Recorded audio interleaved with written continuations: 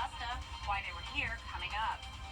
Plus, a look at how Garden City leaders are working to uplift and revitalize neighborhoods straight ahead. And high temperatures pose a health risk to people and to pets. How to keep them safe and recognize when they need help as your news at 11 starts right now. Live from Television Park, this is WJBF News Channel 6 at 11. Good Sunday evening to you and happy Father's Day. I'm Kim Vickers. Thank you so much for joining us. Coverage you can count on begins in Augusta, where the Biden-Harris campaign and the Democratic Party of Georgia held an event for senior citizens. Isabella Moody reports. Sunday, the Biden-Harris campaign and the Democratic Party of Georgia opened a new campaign office and kicked off Seniors for Biden-Harris. Seniors for Biden-Harris is a national organizing coalition to reach key communities about what is at stake for America's senior citizens. Senior citizens is still a huge part of the voting bloc, and maybe every now and then they need a little nudge as to why and it is so important for them to vote. The office will be dedicated to working to re-elect President Biden. You have to make sure that you're actually on the ground running, and so this is kind of kicking that off. Speakers also talked about wanting to protect the work the Biden administration has done. Who your president is absolutely matters, and we're making sure that folks know that who you put in the White House matters, because it will directly impact what comes from the federal government to support what happens on the local level. Attendees were there to show their support and remind the community to get out and vote early. You want your voice heard? Go to the polls and put it in on the ballot. That's your voice. Not talking on the corners and talking on the streets. Go early, go often. Get out there and go. Key to 2020 was we had more people vote early than voted on election day. Attendees stressing that you as a voter always have a voice. You just have to use it. You have a voice. No matter what district you're in, what county you're in, you have a voice to speak up for yourself, to speak up for your relatives, your seniors, to speak up for women, to speak up for your children. The office wants to encourage those who are interested in helping spread the word during the election to join. You can find more information at WJBF.com. Isabel Moody, WJBF News Channel 6. Well, there's a lot of attention on the race for Richmond County Sheriff ahead of Tuesday's election.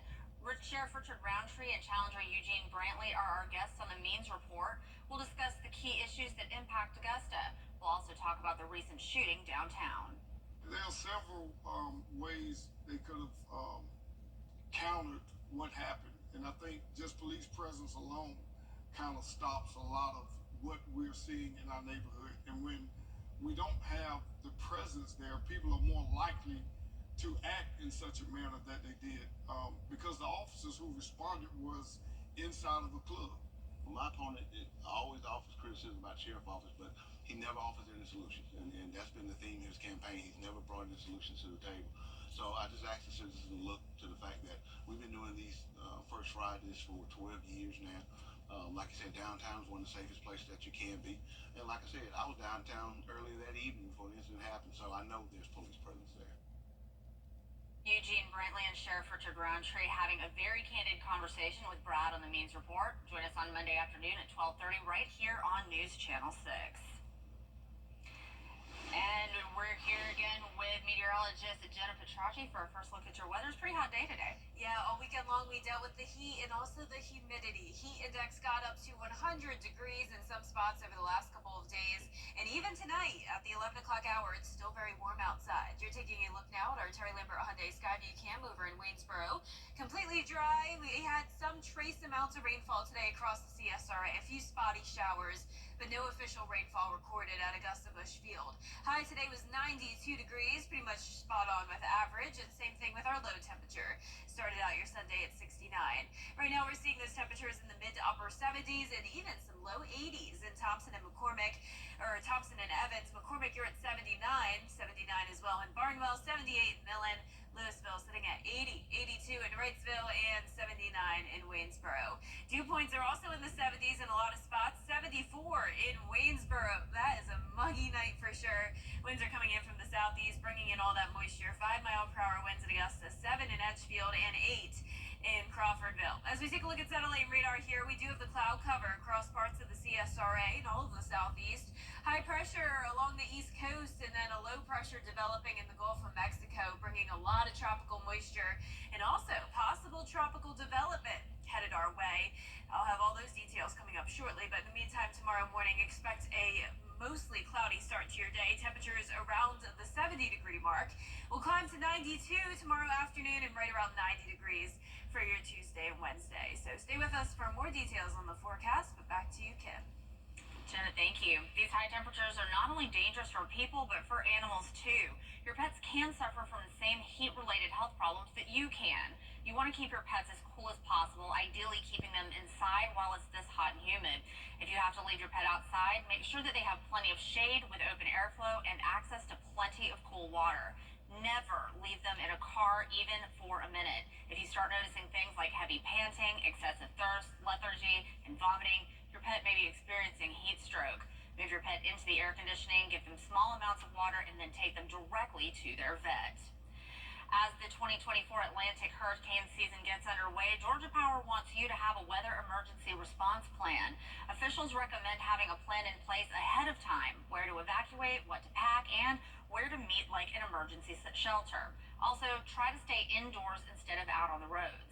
Make sure you park your cars inside the garage and have a clear plan for older relatives and pets on where to go. Every storm situation is different. You know, obviously it's a great big territory as far as Georgia in and of itself. A lot of customers, rural areas, a lot of dense areas. So every storm is different. So really not a rule of thumb per se, but every event is unique. And basically our job is to assess that damage and get the resources there to respond.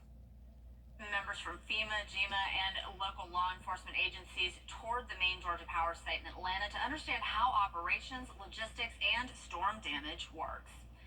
Augusta city leaders are working to uplift neighborhoods and strengthen communities. It's part of the Georgia Initiative for Community Housing. It's an opportunity for cities and counties across the Peach State to submit an application for their city to receive services to develop housing in their neighborhoods. Out of 18 applications, Augusta was one of the 4 cities selected for the initiative.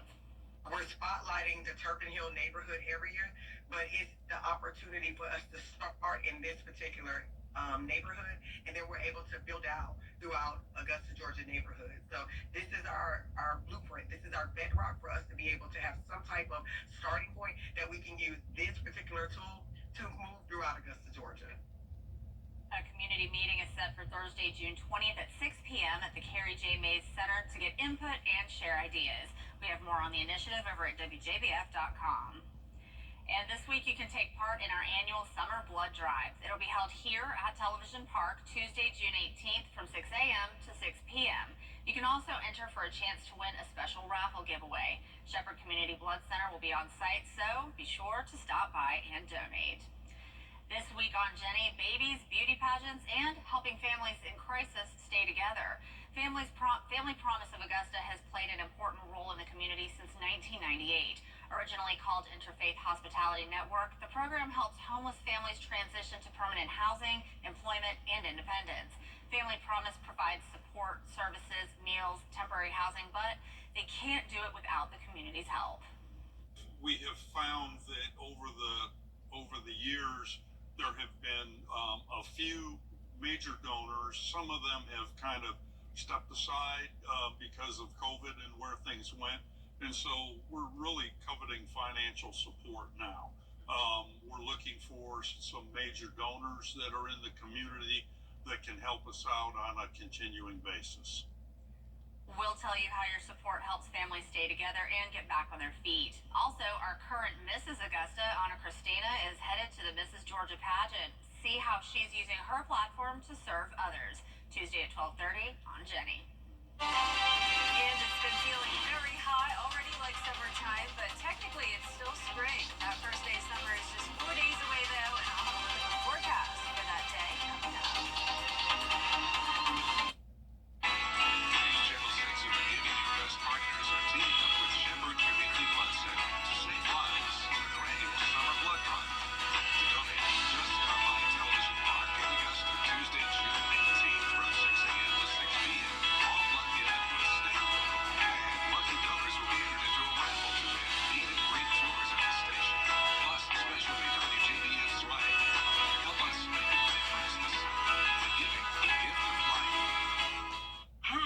The Live 5 for 6 Skyview Network, sponsored by Terry Lambert Hyundai.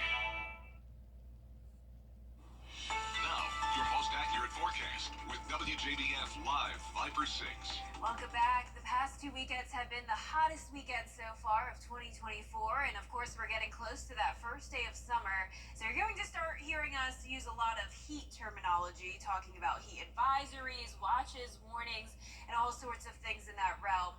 And we do have some updates. National Weather Service has changed the criteria for advisories, watches, and warnings, and of course because the CSRA is split between two different National Weather Service offices, we do have some different criteria for each county. So you'll definitely want to check out meteorologist Miller Hyatt's latest Beyond the Forecast blog so you can see the latest information on those heat guidelines so you can stay prepared for the summertime heat headed our way. But right now on our Terry Lambert Hyundai Skyview cam outside the station, it's a warm night, but not nearly as hot as it was earlier today. We're sitting at 75 degrees. Winds are coming in from the southeast at 5 miles per hour.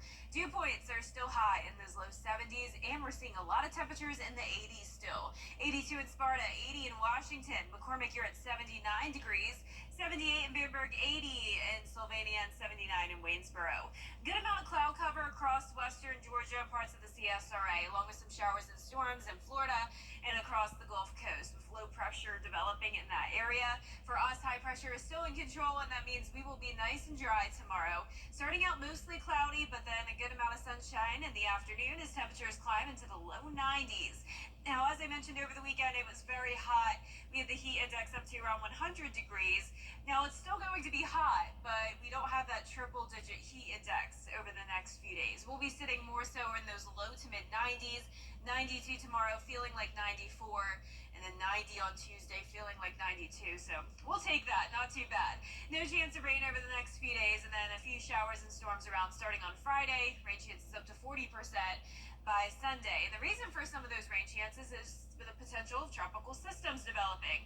One of those is down in the Bay of Campeche. This is now at a 70% chance of development. So by the middle of this week, it is possible that there could be a system moving towards the Texas coastline. And then we have another area of potential development off the coast of Florida. It could impact parts of the CSRA.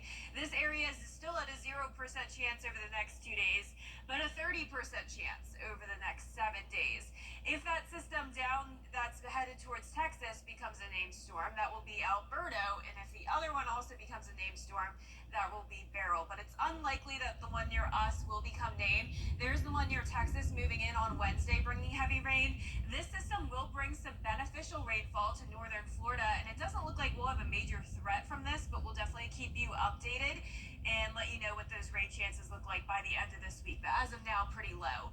Lows tonight in the low 70s, highs tomorrow in the low 90s, and that 10-day forecast showing the heat all week long will be around 90 to 92 degrees, lows in the mid-60s, and then once again a 30% chance of rain starting on a Friday, up to 40% by Sunday. I know those lower 90s are too bad for the summer, but to me that's still a little too much. Yeah, I wish we had 70s again. I know, me too. That's a perfect temperature. All right, Jenna, thank you.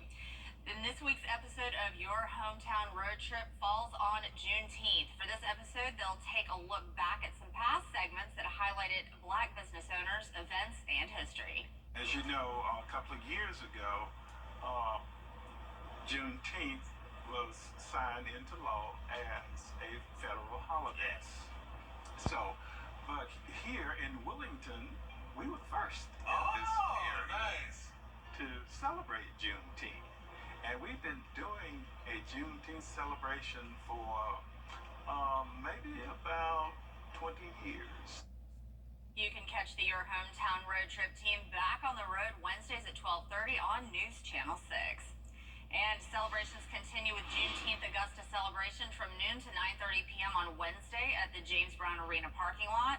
The Bamberg NAACP will also hold a celebration on Wednesday at the Bamberg Veterans Park from 11 a.m. to 3 p.m. And it's Pride Month, and there will be some changes to events being held this year in Augusta. Augusta Pride says you will now need beer tickets during the Beats on Broad Festival. In the past, you could just purchase a beer straight from the vendor. One of the biggest changes will be to the parade route. With the Broad Street construction happening, we will take place on Green Street. The parade will start at Green and 7th and then make its way down to 9th. So we're actually working our way up Green Street. After the parade, everyone can make their way to the Augusta Commons, as usual, to the festival on Saturday. Pride Week starts with the President's Soiree on June 20th. Beats on Broad is the 21st at the Augusta Common. The parade is June 22nd, followed by the festival also at the Common. Coming up, multiple shootings taking place in numerous states the day before Father's Day. We'll have the latest details when we return. For more than 20, WJBF Live Viper 6 Skyview Network is sponsored by Terry Lambert Hyundai. Low prices, big selection, and committed to quality customer service. A violent weekend of mass shootings across the country. 9 people, including a 4-year-old boy, were hurt in what appears to be a random shooting in Michigan. Alex Prescia has his details. Tonight, authorities say there are dads in a Detroit suburb spending Father's Day in the hospital after a gunman randomly opened fire at a Rochester Hills splash pad park. We can only describe the last 24 hours as a nightmare. Authorities say 9 people were injured. The youngest, a 4-year-old boy, shot in the thigh, in stable condition at the time. His mother with abdomen and leg wounds. His 8-year-old brother shot in the head. Both listed in critical condition Saturday. Our focus is on, in particular, the one family. You can't imagine running into a scene where there's flip-flops and ice cream cones and children laughing and playing just minutes ago. His stroller left behind in the chaos. The city says the gunman reloaded twice, firing as many as 28 rounds from a semi-automatic handgun. Law enforcement says the 42-year-old suspect barricaded himself in a nearby home he shared with his mother and later died by suicide. Deputies say they found an AR-15 style weapon on the table inside. We got to get a lot better at prevention because we've gotten too damn good at responding. The violence in Oakland County mirrored in other parts of the country. 2 people were killed and several others injured during a Juneteenth celebration Saturday night in Round Rock, Texas. Police say when shots were fired during a fight near a concert stage. It breaks your heart for a family that was coming out to enjoy their evening, and now their life is forever changed. And in Methuen, Massachusetts, officials say 7 people were shot, 2 injured critically after a pop-up party organized over social media erupted in gunfire. Police say there were hundreds in the crowd. The victims range in age from late teens to 22. Authorities believe it was a targeted shooting. It's incredible that not more people were hurt or killed. This memorial service just let out behind me, but despite this weekend's headlines, the FBI reports that reported violent crime is down actually 15% this first quarter compared to the same time last year. And data from the Gun Violence Archive shows that the U.S. is on pace to have the lowest daily mass shooting average since 2019. Alex Prescia, ABC News, Troy, Michigan. Olympus Granite is the home of the Each state has a new Miss Georgia and Miss Teen Georgia. The competition wrapped up in Columbus Saturday night, where 30 finalists took the stage for the competition. Each finalist was given an interview question, a chance to show off their talents, commitments to fitness, and how they'd represent the crown. The 2024 Miss Georgia Teen is Carrington Manus from Cobb County, and the new reigning 2024 Miss Georgia is Ludwig Luzer of Rome. The winners and runner-ups were all awarded scholarship money as well. So congratulations to them. That's nerve-wracking, and I don't think I could ever do it. Yeah, look at her. That's there, amazing. The leg lift. Gorgeous. Oh, wow. Absolutely. So many deserving girls. Absolutely. Our 10-day forecast showing the hot conditions all this week. Lows in the mid-60s and our highs around 90 degrees. 92 tomorrow, partly cloudy and dry. Plenty of sunshine Tuesday through Thursday. First day of summer's on Thursday, and it will be feeling like it as we stay hot. And those rain chances go up to 30 to 40% from Friday into next week as we watch potential tropical development. Want to save on some of the biggest names in streaming on the network made for the network made for streaming, and bring on the good stuff. We couldn't wait any longer. The Weinberger's famous tent sale is going on right now. We have more furniture than any store in the Southeast. Everything has additional discounts up to 75% off. Save on in-stock and special orders. These really are the best prices of the year, but only for 2 weeks. The tent sale is happening early this year, now through June 23rd. Open every day with extended hours. Hurry into Weinberger's famous tent sale and check back daily. If you've been arrested for a DUI in Georgia, you may only have 30 days to protect your license or your privilege to drive here. Hi, I'm